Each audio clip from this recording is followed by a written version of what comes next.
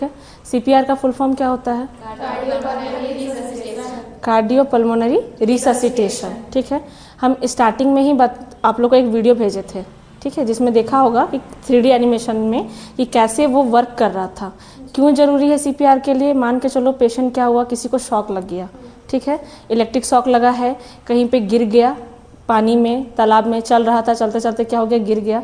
गिरने की वजह से उसका हार्ट सडनली क्या हो गया, काम करना बंद कर दिया, मतलब कार्डियक अरेस्ट आ गया। कार्डियक अरेस्ट में क्या होता है, हार्ट सिंपली काम करना बंद कर देता है, मतलब उसको समझो कि अरेस्ट कर लिया है कोई, ठीक है, तो जिसकी वजह से वो काम अच्छे से नहीं कर रहा है। अब अगर वो काम अच्छे से नहीं कर पा रहा है तो आपको उस टाइम पे सबसे बेस्ट मेथड क्या होता है, सीपीआर देने का। और क्या है आपका बीएलएस मॉड्यूल में अलग अलग होता है, मेडिकल फैसिलिटी अगर हम लोग उसमें ऐड कर रहे हैं तो उसको आप ब्लू कॉट सीपीआर बोलते हो, और अगर कुछ भी हम लोग ऐड नहीं कर रहे हैं तो सिंपल हम लोग सीपीआर बोलते हैं, ठीक है। अब सीपीआर में क्या है कि पेशेंट को सबसे पहले हमको देखना है कि पेशेंट अगर गिर गया है कहीं पे या इलेक्ट्रिक शॉक लगा है तो पेशेंट रिस्पॉन्स कर रहा है या नहीं कर रहा है। मतलब पहले ये तो पता होना चाहिए ना कि पेशेंट को कार्डियक अरेस्ट आया भी है या नहीं आया है, या फिर हम ऐसे ही उसको सीपीआर देना शुरू कर दिए हैं। समझ में आ रहा है? तो सबसे पहले आपको क्या करना है, मान के चलो अगर भीड़ वाला इलाका है तो पहले आप साइड में पेशेंट को लेकर के आओगे, देन फ्लैट सरफेस पे, जैसे अभी हम लेटाए हैं, फ्लैट सरफेस पे पेशेंट को क्या करना है, लिटा देना है। लिटाने के बाद में सबसे पहले क्या करोगे, पेशेंट का रिस्पॉन्स चेक करोगे। क्या चेक करोगे? रिस्पॉन्स। तो कैसे चेक करते हैं, ये जो चेस्ट है ना, चेस्ट वाले एरिया पे टैप करते हैं ऐसे करके, ठीक है। इधर आओ ना, कोई दिक्कत नहीं, इधर आओ, हाँ बस इतना दूर तक। ये क्या है, इसको टैप करना है। हेलो, आप जगे हुए हैं, उठिए दादा, उठिए भैया, जो भी हैं, ठीक है, जिस उम्र के भी रहेंगे, दादी रहेंगे, कोई भी रहे, ठीक है, आपको उस हिसाब से उनको आवाज़ देना है, उठिए उठिए करके जस्ट चेस्ट पर टैप किया, ठीक है।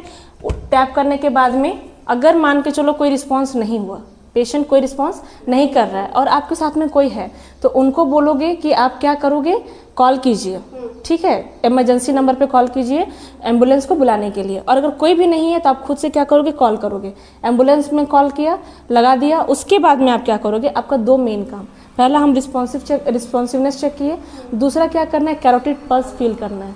कौन सा पल्स फील करना है, कैरोटिड पल्स। इस जगह पे रखोगे, ठीक है। सारे लोग देखो, फील करो ऐसे करके, फील हो रहा है, फील हो रहा है 3 फिंगर से, ठीक है।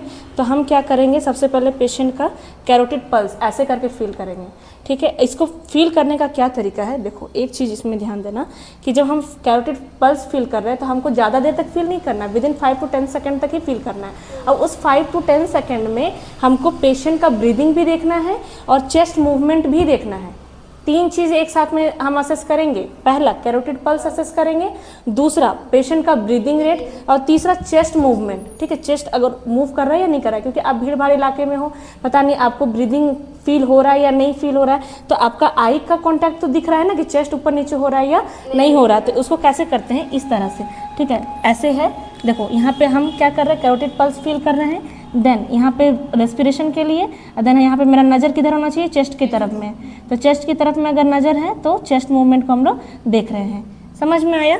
देन आपको कैरोटिड पल्स फील नहीं हुआ, रेस्पिरेशन फील नहीं हुआ, चेस्ट मूवमेंट नहीं दिखा, देन क्या करोगे, फर्दर सीपीआर शुरू करोगे। कैसे करते हैं, 30 कंप्रेशन 2 रेस्क्यू ब्रीथ, ठीक है। 1 मिनट में कितना आपका होना चाहिए, टोटल 100 to 120 कंप्रेशंस हो जाने चाहिए, ठीक है। अगर आपका फर्स्ट साइकिल किया, सेकंड साइकिल किया, अगर आप क्या हो, हेल्थ वर्कर हो, आप नर्स हो और आपको नॉलेज है, तो 2 साइकिल के बाद में आप एड्रेनालिन एडमिनिस्टर कर सकते हो, इमरजेंसी ड्रग, ठीक है, 2 साइकिल के बाद में। और अगर आपको कुछ नहीं पता है तो कंटिन्यू आपको सीपीआर देना है। समझ में आया? देन अगर कर रहे हो तो सबसे पहले क्या करना है, जो डोमिनेंट हैंड है, जैसे कुछ लोग क्या होते हैं, लेफ्टी होते हैं, कुछ लोग राइटी होते हैं, तो जो आपके लेफ्टी हैं उनका डोमिनेंट हैंड लेफ्टी हो गया तो वो ऐसे करके रखेंगे, इंटरलॉक करेंगे फिंगर को, ठीक है। अगर जो राइटी हैं तो वो ऐसे करके रखेंगे, और ये हमेशा स्ट्रेट फॉरवर्ड होना चाहिए। कैसा होना चाहिए, स्ट्रेट। और आप अगर चेस्ट पे रखते हो तो कैसा 90 डिग्री का एंगल बनना चाहिए, ठीक है, और 90 डिग्री का एंगल बनना चाहिए। दूसरा चीज़, ये हम क्यों करते हैं डोमिनेंट हैंड, क्योंकि हमको जो फोर्स एग्जर्ट होता है वो इस पाम एरिया से एग्जर्ट करना होता है, ठीक है। ये जो पाम है यहाँ से हम लोग फोर्स को डायरेक्ट एग्जर्ट करते हैं। तो देखो पहले क्या है, यहाँ पे स्टर्नम है, स्टर्नम का जो लास्ट एंड होता है उसको क्या बोलते हैं, जिफी स्टर्नम, जिफिस्टर्नम, और अगर देखा जाए तो दो पेशेंट के दोनों निप्पल के बीच वाला एरिया, वहाँ पे मिड लाइन पे हम लोग प्लेसमेंट करेंगे अपने हैंड का। दूसरा चीज़ क्या है कि जब आप कंप्रेस कर रहे हो तो कितना कंप्रेस करोगे, 2 to 2.5 इंच, और इन सेंटीमीटर तो 4 to 6 सेंटीमीटर हम लोग, मतलब मैक्सिमम आपका 4, 5, 6 सेंटीमीटर के बीच में हम लोग कंप्रेस करते हैं। ठीक है, यहाँ तक कोई दिक्कत नहीं। अब यहाँ पे एक चीज़ ध्यान देना, अगर ओबीज पेशेंट है, मोटा आदमी है, तो उसमें हम लोग कंप्रेशन सेम डालेंगे, चेस्ट डेप्थ सेम रहेगा, 2.5 आपका इंच ही रहेगा, बस आपका जो फोर्स है वो ज़्यादा रहेगा, फोर्स आप ज़्यादा अप्लाई करोगे।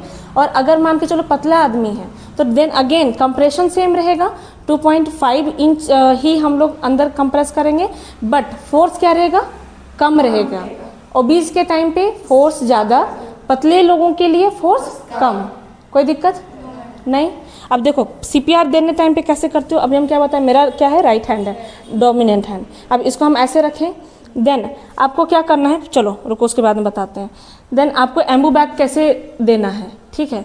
पेशेंट को क्या करना है, सी एंड ई का पोस्चर में चिन को अपलिफ्ट करना है। सी और ई कैसे, जैसे देखो यहाँ पे पकड़ोगे ऐसे एम्बू बैग, और ई से ऐसे, है ना, आपको हाथ को ऐसे फिक्स करना है यहाँ पे।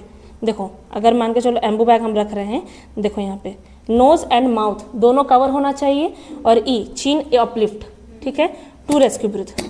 समझ में आया, इस तरह से हम लोग देते हैं। अब पूरा प्रोसीजर हम बता रहे हैं। अगर इन केस मान के चलो कि आप बाहर एरिया में हो और आपके पास में एम्बू बैग नहीं है, ठीक है, तो अगर गॉज पीस अवेलेबल है तो गॉज पीस रख करके मुंह से ब्रीथ देना है, क्योंकि आपको नहीं पता है कि पेशेंट के पास में कोई कम्युनिकेबल डिजीज़ है या नहीं है। तो अगर आप डायरेक्ट कांटेक्ट करते हो तो आपको भी पहुंच सकता है। हमको अगला का जान बचाना है, लेकिन खुद का भी तो जान देखना है ना जी। तो हमको क्या करना है कि या तो आप गॉज पीस है तो गॉज पीस से कीजिए, और नहीं तो आपके पास अगर पतला दुपट्टा है, सूती कपड़ा है, कहीं से भी, तो उसको रखने के बाद हम माउथ टू माउथ लगाते हैं।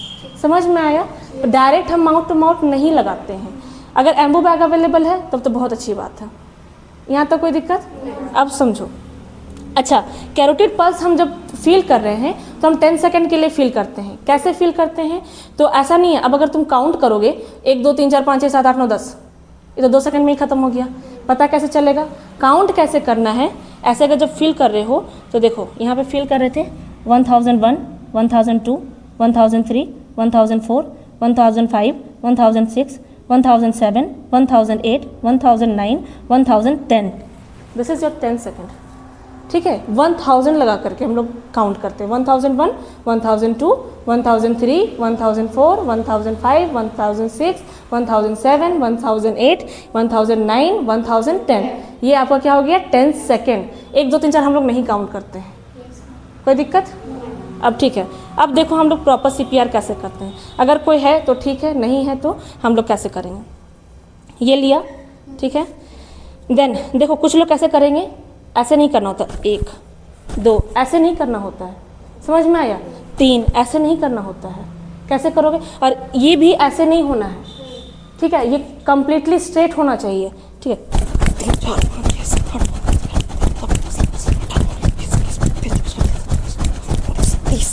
ठीक है।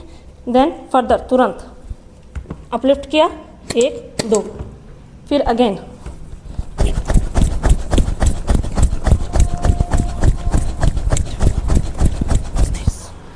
देन अगेन, ऐसे करके। समझ में आया कैसे करते हैं, कोई दिक्कत। यही है आपका सीपीआर का पूरा प्रोसीजर, ठीक है। क्यों कर रहे हैं, पेशेंट का हार्ट इम्पल्स को वापस से रीजनरेट करने के लिए। इससे क्या है, पेशेंट का हार्ट वापस से बीट करना शुरू करेगा। समझ में आया। हमको ब्रेन को जिंदा रखना है। ब्रेन के पास में अगर ब्लड सप्लाई घटा, ऑक्सीजन ख़त्म हो गया तो ब्रेन डेड हो जाएगा, और अगर एक बार ब्रेन डेड हो गया तो पेशेंट को बचा पाना मुश्किल है। ब्रेन आपका मेनली 4 मिनट तक ही लाइव रहता है ना। तो उतनी देर तक आपको कंटिन्यूअस सीपीआर करना है। अगर मान के चलो उस टाइम पे नहीं था एम्बू बैग, तो क्या करते, गॉज पीस लगाने के बाद में, ठीक है। डायरेक्ट माउथ टू माउथ हम लोग नहीं करते हैं। डायरेक्ट माउथ टू माउथ करने का मेन क्या रीज़न है नहीं करने का, कि आपको पता नहीं है कि डिजीज़ उसको क्या है, कम्युनिकेबल डिजीज़ है या नहीं है। अगर कम्युनिकेबल डिजीज़ होगा तो फिर तो आपको भी फैलेगा ना, तो अगला का जान बचाना है लेकिन पहले अपना भी जान को सेव करके रखना है। समझ में आया? यहाँ तो कोई दिक्कत? चलो अब आप लोग करो, करके दिखाओ, है ना। आपका लेफ्ट हैंड डोमिनेंट है क्या? Yes ma'am. 30 कंप्रेशन।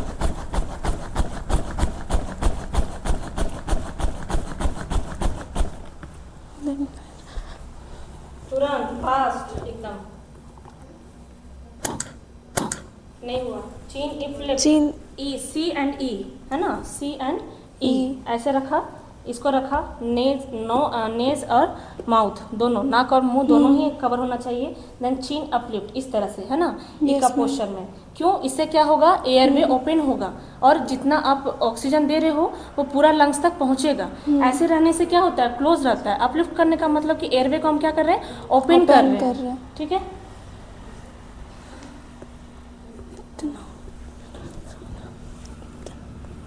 इतना ज़्यादा फिर भी नहीं हो रहा है मैम, बहुत ज़्यादा। चलो कर, इधर से दो करके ऐसा, है ना।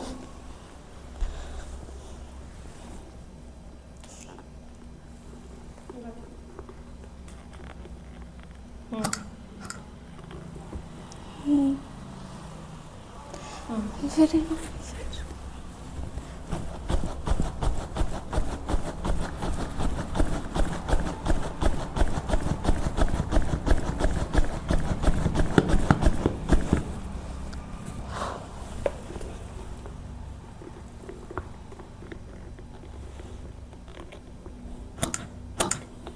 चलो ठीक है।